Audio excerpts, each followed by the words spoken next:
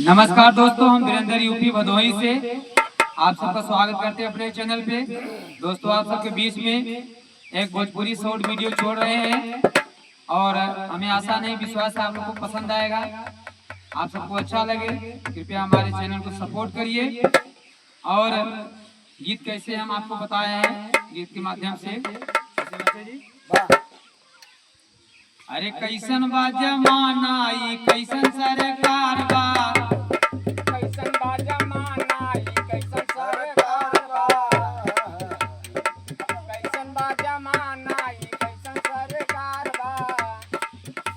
मिलत नहीं के नौकरी बढ़ल बेरोजगार बा, मिलत नइखे नौकरी बढ़त बेरोजगार बा, मिलत नइखे नौकरी बढ़ल बेरोजगार बा। 40 के उम्र भइले अगुओ न आवता, 40 के उम्र भइल अगुओ नै आवता, 40 के उम्र भइले अगुओ न आवता।